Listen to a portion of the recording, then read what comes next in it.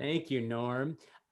Just so you all know, we are streaming now live. So if you want to, you're nefarious or something, you want to hide your faces, you can do that. Although it looks such good. Ray Jones is smiling because he's public enemy #1, most likely.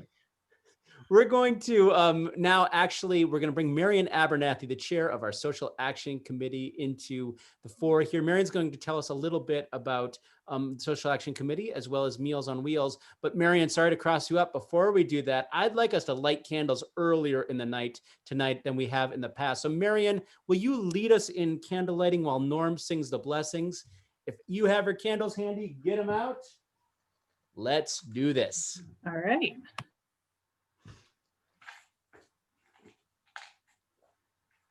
Baruch atah Adonai, Eloheinu melech haolam, asher kidshanu b'mitzvotav, v'tzivanu l'hadlik ner shel Chanukah. Baruch atah Adonai, Eloheinu melech haolam, sha'asa nisim lavoteinu, bayomim hohem b'hazman hazeh. If you saw Alex Peroff's video, you know that we're all burning gas now, not burning candlelight. You should check it out if you haven't seen it.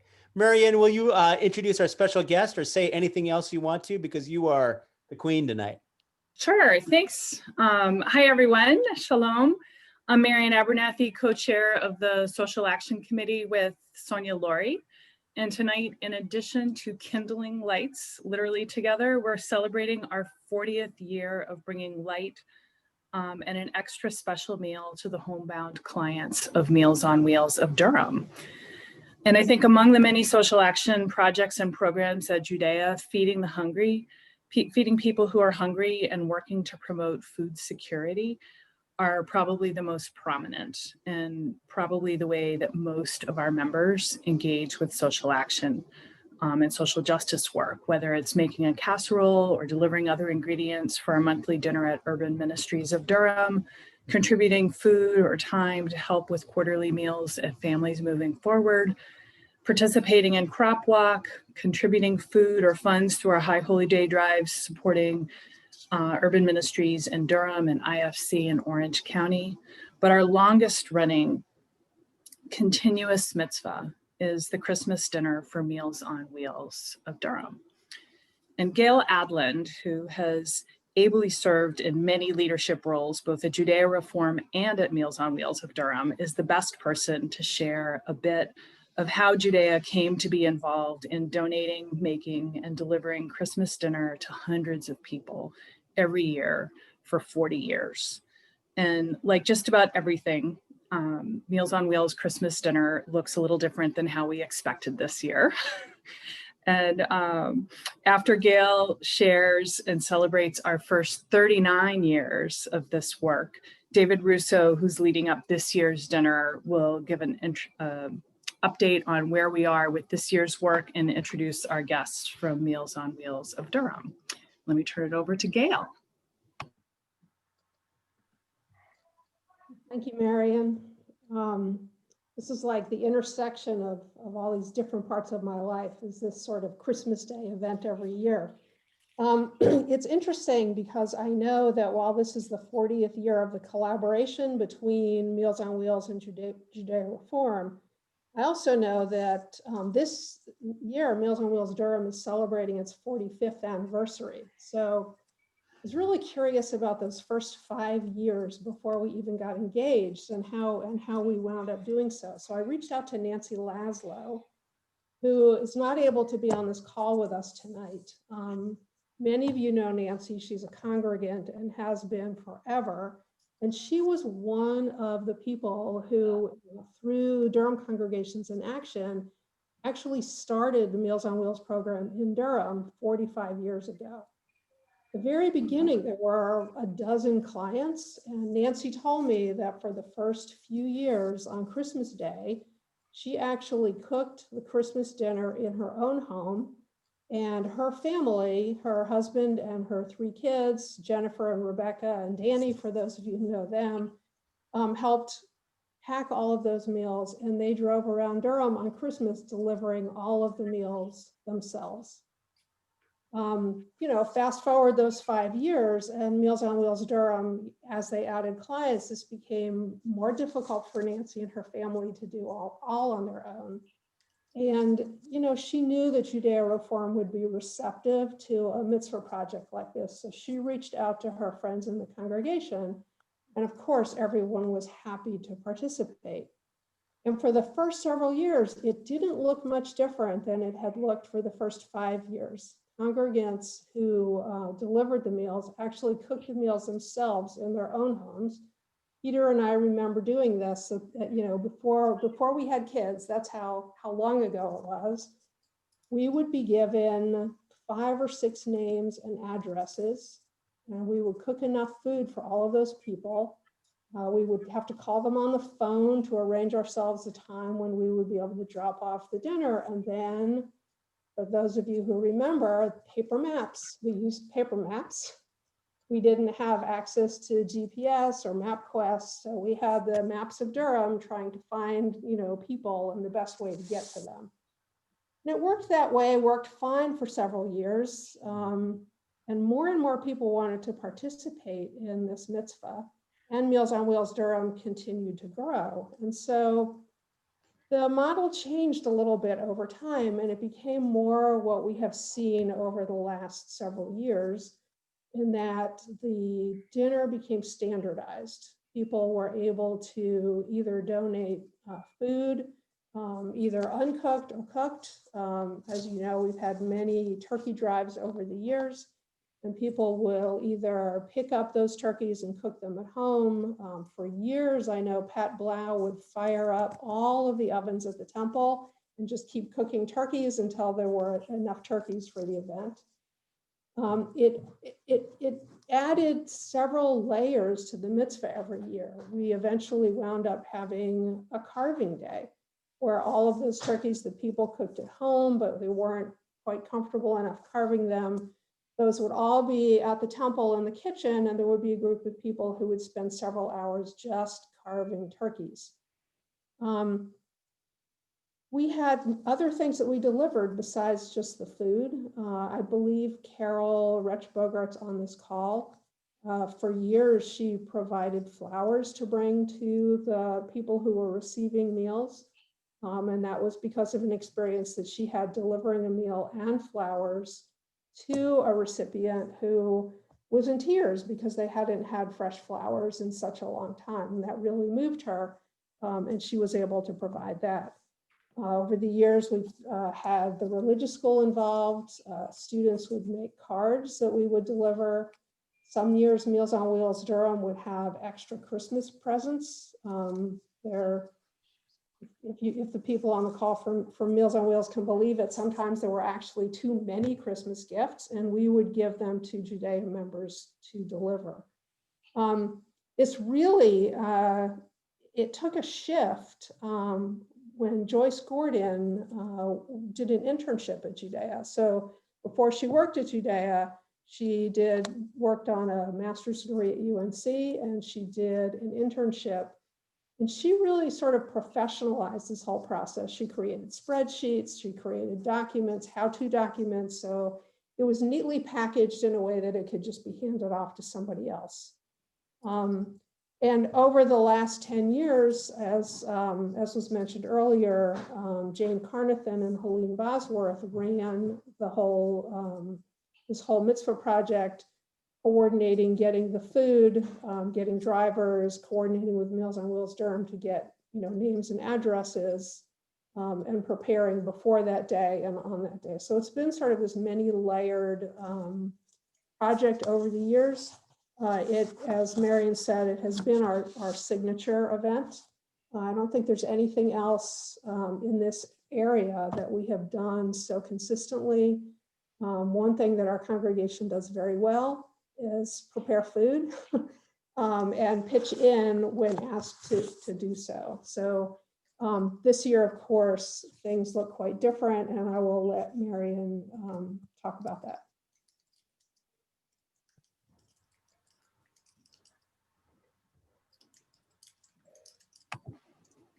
Thanks, Gail. Actually, we're going to let David talk about what it's going to look like this year.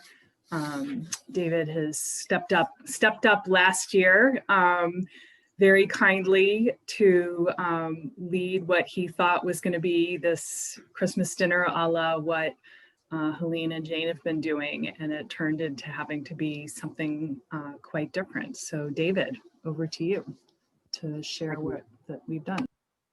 Thank you. Yes, I was recruited by Helene and Jane to take on the role of continuing a tradition of preparing meals in the assembly line fashion that was just talked about. This year, of course, we couldn't gather shoulder to shoulder. So what we're doing now is what we have done now is we've asked folks to convert their energies. You know, if you brought in a can of beans last year, if you've carved, think about taking the energy and the time you spent on that and converting it to a financial contribution. The need for hunger in Durham remains and sadly is growing. So we put out the call. We set a goal of $8,100 to prepare 450 meals, and we put the word out. And our congregation and our friends showed up in a major way. So I'm excited to report that we have raised just under, and probably in the days ahead, just over $10,000 at about 120% of goal. And those dollars go straight to Meals on Wheels. And from there, the dollars will go to Dame's Chicken and Waffles, a minority-owned business in Durham, putting a whole bunch of folks to work to prepare an herb lemon chicken meal for delivery. So drivers are good, funding is good, and there's just a lot of love. And it's just been such a privilege to be the current guy after all of the tall shoulders that all of the work that's been done. I'm standing on the shoulders of giants. One of the great pleasures of this experience is to make a new friendship with my new friend, Jason Peace, current executive director of Meals on Wheels, and his delightful coworker, Annette Reed. So I'd like to turn it over for Jason. Why don't you say a few words and thank you for all you've done. Well, good evening, everyone, and happy Hanukkah to you all. Thank you for inviting us to the call. As David said, I'm Jason Peace, or affectionately called the new guy behind Gail. That's what I get a lot of times, so that's me. But I would just like to say thank you so much for you guys' participation. Thank you, Gail, for the history over the years, and just this year is just a continuation of that. And, you know, it's just very heartwarming to me to just see how big the Meals on Wheels Durham family is and how far out the reach extends. So none of this could have been possible without you guys in the past, nor in the future, nor presently, nor in the future as we continue this partnership moving forward. I can't say enough about how much Annette has helped out and has led the charge in getting things coordinated. Excuse me. Also, Danielle Corcione, our operations director, who wasn't able to be on the call tonight, but she's done a tremendous job as well.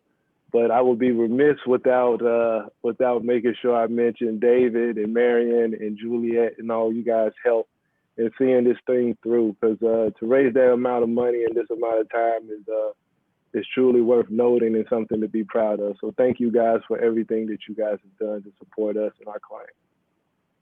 Thank you.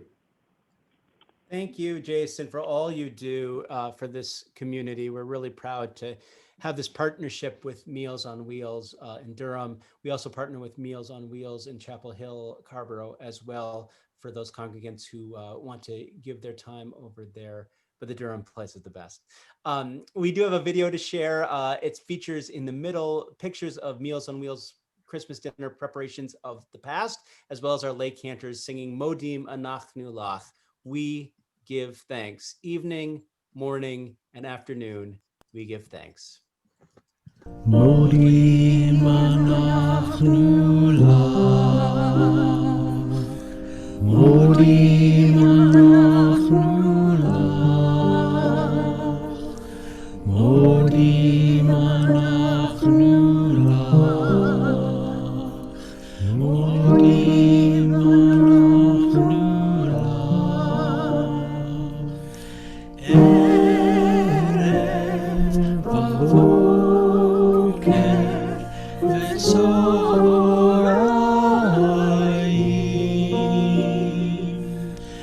Erev vavoker v'tzoraim,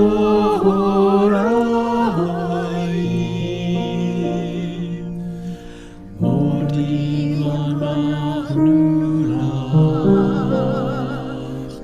Modi manachnu lach, Modi manachnu lach, Modi manachnu lach.